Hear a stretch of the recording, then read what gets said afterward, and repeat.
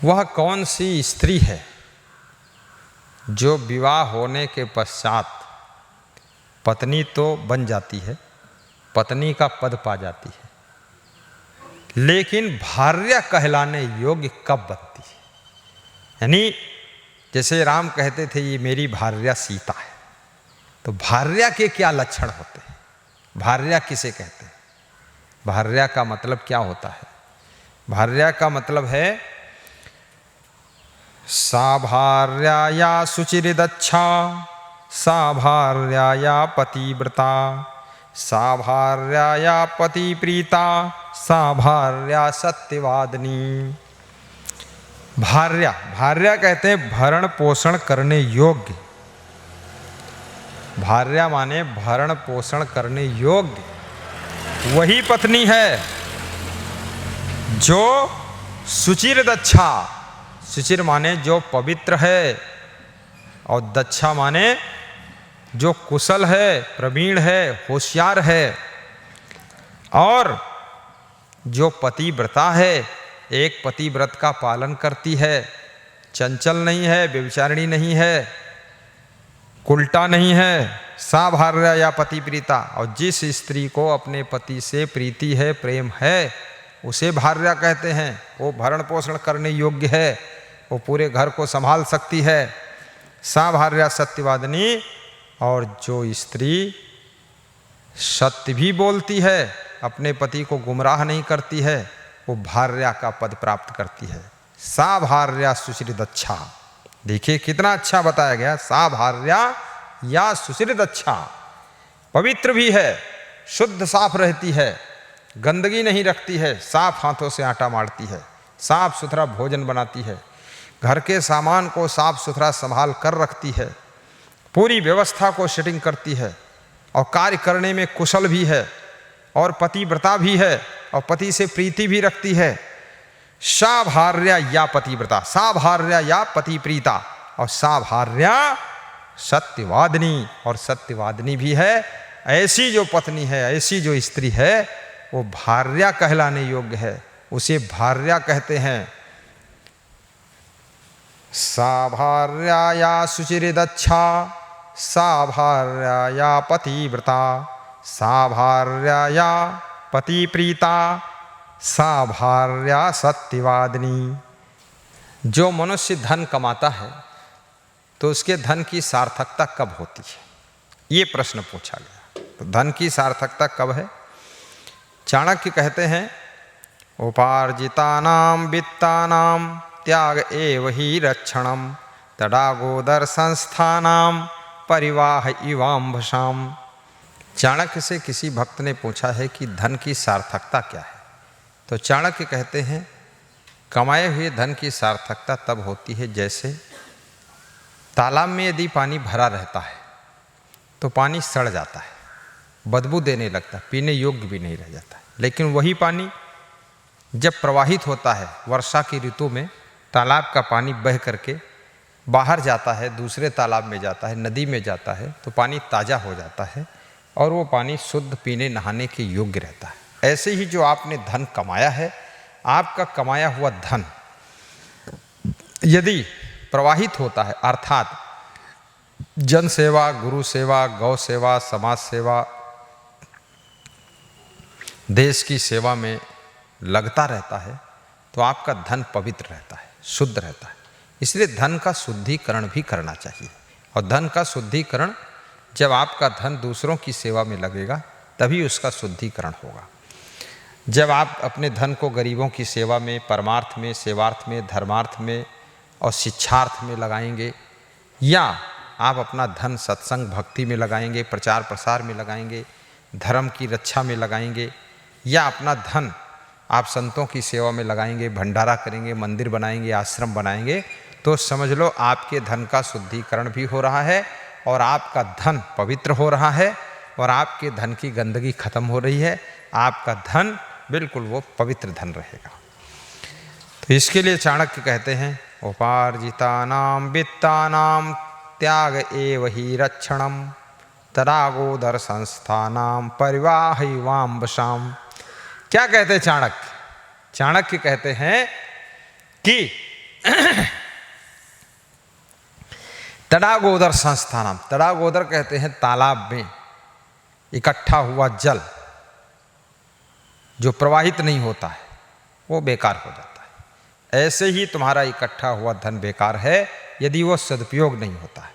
अर्थात अपने धन का सदुपयोग भी कीजिए, अपने धन को सही जगह लगाइए भी, उसका सही जगह खर्च करना ही धन का सम्मान है, धन की रक्षा है और धन की सार्थकता है और धन की इज्जत है। अन्यथा धन बेकार है, कूड़ा कबाड़ की तरह पड़ा है जब वो कोई काम आता ही नहीं है। इसलिए यदि आपके पास में धन है तो मंदिर भी बनाइए, उस धन से आश्रम बनाइए, सत्संग कराइए, भंडारा भी कीजिए। जो संत गुरु बहुत अच्छा ज्ञान दे रहे हैं उनकी सेवा में भी धन को लगाइए और परस्पर प्रेम से रहिए। परिवार के लिए भी धन खर्च कीजिए, अच्छा मकान भी अपने लिए बनाइए, अपने लिए भी अच्छी गाड़ी लाइए और अच्छा भोजन भी कीजिए, शुद्ध पवित्र विटामिन प्रोटीन वाला, और अच्छे ढंग से रहिए। चाणक्य से किसी व्यक्ति ने पूछा है वो कौन सा विद्यार्थी है जिसको विद्या की प्राप्ति नहीं होती है, और वह कौन सा धन है जो नष्ट हो जाता है, और वह कौन सा खेत है जो व्यर्थ हो जाता है, और वह कौन सी सेना है जो मारी जाती है, पराजित होती है। तो कहते हैं आलस्योपहता विद्या परहस्ते गतम धनम अलबीजम हतम क्षेत्रम हतम सैन्यम नायकम। आलस्योपहते विद्या परहस्ते गतम धनम अल्पबीजम हतम क्षेत्रम हतम सैन्यम नायकम। कहने का तात्पर्य है कि आलसी की विद्या नष्ट हो जाती है। जो आलसी है उसको विद्या नहीं आ सकती है, वो मूर्ख रहेगा, क्योंकि आलसी है। आलसी कभी पढ़ाई करेगा ही नहीं, एक अक्षर नहीं याद करेगा। तुम यदि उसको पढ़ने के लिए टाइम दे दोगे, जितना टाइम दे दोगे 2, 4, 10 घंटे वो सोता रहेगा, पड़ा रहेगा, एक अक्षर याद नहीं होगा उसको। आलसी है, लेटा रहेगा। तो आलसी को विद्या नहीं आती है। और पर हस्ते गतम धनम, दूसरे के हाथ में गया हुआ धन वो भी नष्ट ही समझो। वो लौटाएगा कि नहीं लौटाएगा, वो आपका पैसा मार देगा, क्या करेगा, बेईमानी कर लेगा, कुछ पता नहीं। तो दूसरे के हाथ में गए हुए धन को भी नष्ट ही समझना चाहिए और संतोष करके बैठिए। मिल जाए तो मिल जाए, नहीं तो संतोष करो। अलग बीजम हतम क्षेत्रम, अब कम बीज बोने से, अब बोना चाहिए 1 कुंटल बीज, इतना बड़ा खेत है, उसमें बोया तुमने 1 किलो, वो खेत भी व्यर्थ हो गया, नष्ट हो गया। अब 1 किलो बीज में उसमें होगा क्या? एक पौधा गेहूं का यहाँ है, दूसरा 10 फीट पे पड़ा हुआ बीज है, तो बीज की जो खाली जगह वो सब बर्बाद हो गई। तो कम बीज बोने से खेत नष्ट हो जाता है। अलग बीजम हतम क्षेत्रम हतम सैन्यम नायकम, और सेनापति के बिना सेना नष्ट हो जाती है, क्योंकि सेना का नेतृत्व कौन करेगा? कौन कहेगा कब युद्ध प्रारंभ करो, कब युद्ध बंद करो, इधर इतने लोग जाओ, उधर उतने लोग जाओ? अगर कोई सेनापति नहीं है तो वह सैनिक सब मारे जाते हैं, उनकी पराजय होती है। इसी प्रकार से घर में यदि कोई नेतृत्व करने वाला नहीं है, यदि आश्रम में कोई नेतृत्व करने वाला नहीं है, तो आश्रम भी नष्ट हो जाता है, घर भी नष्ट हो जाता है। किसी पार्टी का नेतृत्व करने वाला सही आदमी नहीं है राजनीति में, आपकी राजनीतिक पार्टी का अगर नेतृत्व किसी सही आदमी, बुद्धिमान आदमी के हाथ में नहीं है, वो पार्टी बार बार हारेगी, बिल्कुल पार्टी खत्म हो जाएगी। लेकिन कितने लोग ऐसे भी होते हैं जिनको नेतृत्व करना नहीं आता है, लेकिन ऊंचे पद पर चिपके रहते हैं, वो छोड़ेंगे नहीं पद, पार्टी के अध्यक्ष बने रहेंगे और पार्टी के मुखिया बने रहेंगे, हाई कमान कहलाते रहेंगे, और बुद्धि विवेक है नहीं। और उसके पीछे लाखों करोड़ों कार्यकर्ता, वो भी सब बेचारे हार का मुंह देखते रहते हैं। अब आगे वो कम बुद्धि का आदमी नेतृत्व कर रहा है। इसलिए नेतृत्व हमेशा बुद्धिमान के हाथ में होना चाहिए, तो सभी को सफलता मिलती है। सेनापति यदि बुद्धिमान है तो सैनिकों को जीत मिलेगी, और यदि पर्याप्त बीज आप बोते हैं तो आपका खेत भी सार्थक होगा। और यदि आप आलस्य नहीं करते, मेहनत से पढ़ाई करते हैं, तो आप विद्वान बनेंगे, विद्या की प्राप्ति होगी।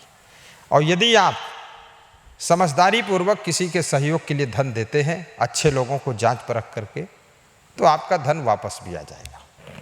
लेकिन अंधाधुंध अगर तुम बांटते रहोगे, आपका धन वापस नहीं आएगा। इसलिए अलभ बीजम हतम क्षेत्रम हतम सैन्यम नायकम और आलस्योपहता विद्या पर हस्ते गतम धनम। अगला प्रश्न चाणक्य से पूछा गया कि धन की रक्षा कैसे होती है, विद्या की रक्षा कैसे होती है। धन की रक्षा धर्म से होती है, विद्या की रक्षा निरंतर पढ़ने में मन लगाने से होती है। राजा की रक्षा कोमलता से और घर की रक्षा अच्छी स्त्री से होती है। क्या तात्पर्य हुआ? वित्तेन रक्षते धर्मो विद्या योगेन रक्षते, म्रारक्षते भूपः सत स्त्रिया रक्षते गृहम। जो सात्विक स्त्रियां हैं, समझदार स्त्रियां हैं, बुद्धिमान हैं, अच्छे स्वभाव की हैं, उनसे घर की रक्षा होती है। और जो उल्टा है वह घर को नष्ट कर देगी। और जो राजा कोमल स्वभाव का है, कोमल स्वभाव से राजा की रक्षा होती है। राजा के अंदर कोमलता और प्रेम होना चाहिए, करुणा होना चाहिए। और निरंतर विद्या का अध्ययन करने से अष्टादि योग के द्वारा विद्या की रक्षा होती है। आप विद्या कितनी ही याद किया हो, पढ़ा लिखा हो, लेकिन अगर दोबारा उसको रिपीट नहीं करोगे, आपकी विद्या समाप्त हो जाएगी, सब भूल जाएगी, पढ़ना लिखना व्यर्थ हो जाएगा। और धर्म से धन की भी रक्षा होती है, और धन से धर्म की भी रक्षा करना चाहिए। वित्तेन रक्षते धर्मो, धन से धर्म की भी रक्षा कीजिए, और धर्म है तो आपके धन की भी रक्षा होगी। वित्तेन रक्षते धर्मो विद्या योगेन रक्षते, म्रारक्षते भूपः सत स्त्रिया रक्षते गृहम। फिर किसी ने प्रश्न पूछा चाणक्य से, यदि घर में दरिद्र आ गया हो तो उस दरिद्र का नाश कैसे होगा? यदि आदमी की दुर्गति हो रही हो तो दुर्गति से बचने का उपाय क्या है? यदि मनुष्य बुद्धिमान बनना चाहता है, योग्य बनना चाहता है, तो उसे क्या करना चाहिए? और भयभीत जीवन है तो निर्भय जीवन जीने के लिए क्या करना चाहिए? तो चाणक्य कहते हैं, दारिद्र्यनाशनम दानम शीलम दुर्गतिनाशनम अज्ञाननाशिनी प्रज्ञा भावना भयनाशिनी। दरिद्रता का नाश दान करने से होता है, और शील गुण के कारण, शील गुण के प्रभाव से तुम्हारी दुर्गति का नाश हो जाता है। कोई दुर्गति नहीं कर सकता शीलवान पुरुष की, जो चरित्रवान है, गुणवान है, उसकी दुर्गति नहीं होती है। दारिद्र्यनाशनम दानम शीलम दुर्गतिनाशनम अज्ञाननाशिनी प्रज्ञा, और प्रज्ञा से यानी बुद्धिमत्ता से, विवेक से अज्ञान का नाश होता है। यदि आपके पास अज्ञान है तो अज्ञान जो है, सत्संग सुनिए, सत्संग से आपके विवेक उदय होगा, विवेक के द्वारा अज्ञान का नाश हो जाएगा। अज्ञान नाशिनी प्रज्ञा भावना भय नाशिनी। यदि तुम भयभीत रहते हो तो अपनी भावना को सुधारो, अच्छी भावना रखो। भयभीत वही रहते हैं जिनकी भावना गलत है। चुरा कर खाने की भावना है, सामान चुराने की भावना है, और पैसा चुराने की भावना है, काम चोरी करने की भावना है, काम ना करना पड़े, वो लोग भयभीत रहेंगे। क्योंकि वो देखेंगे कि कोई देख तो नहीं रहा है, कोई जान तो नहीं गया है, हमने ऐसी गलती किया है, कोई हमको पकड़ न ले। तो इस भावना को शुद्ध करिए। दारिद्र्यनाशनम दानम शीलम दुर्गतिनाशनम अज्ञाननाशिनी प्रज्ञा भावना भयनाशिनी। चाणक्य से फिर किसी ने पूछा है कि मनुष्य की सबसे बड़ी व्याधि क्या है, मनुष्य का सबसे बड़ा शत्रु कौन है, मनुष्य के जीवन की शांति को जलाने वाली सबसे बड़ी अग्नि कौन है, और मनुष्य को सुख देने वाला कौन है। ये चारों प्रश्नों का उत्तर चाणक्य एक ही श्लोक में देते हैं। नास्ति काम समो व्याधि, नास्ति मोह समो रिपुः, नास्ति कोप समो वह्निः, नास्ति ज्ञानात् परम सुखम। चाणक्य कहते हैं कि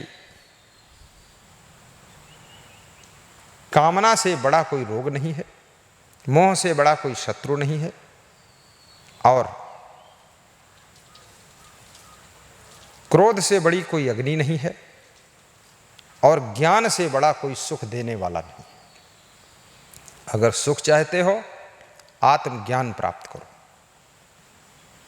जितना अधिक आपको ज्ञान होगा, भौतिक ज्ञान भी होना चाहिए, सामाजिक ज्ञान होना चाहिए, नैतिक ज्ञान होना चाहिए, चारित्रिक ज्ञान होना चाहिए, राजनीतिक ज्ञान होना चाहिए, शारीरिक ज्ञान होना चाहिए, स्वास्थ्य का भी ज्ञान होना चाहिए, आत्मज्ञान भी होना चाहिए, परमार्थ का ज्ञान होना चाहिए, धर्म क्या इसका भी ज्ञान होना चाहिए, कैसा कर्म करना चाहिए इसका भी ज्ञान होना चाहिए।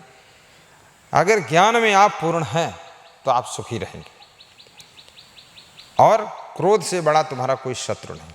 यदि आपको बहुत क्रोध आता है, खाम खा क्रोध करते हो, तो निश्चित समझ लो तुम्हारी सुख शांति वैभव सब नष्ट हो जाएगा, बहुत दुखी रहोगे, परेशान हो जाओगे। कोप समो नास्ति कोप समो वह्निः, नास्ति मोह समो रिपुः, और मोह से बड़ा कोई दुश्मन नहीं। क्योंकि मोह जितना दुख देता है, मोह जितना रुलाता है, मोह जितना बांधता है, मोह तुमको गुलाम बनाता है, अंदर से तुम्हारे दिल को रौंद डालता है मोह। यदि मोह को जीत लो तो जीवन में दुख देने वाला है कौन आपको।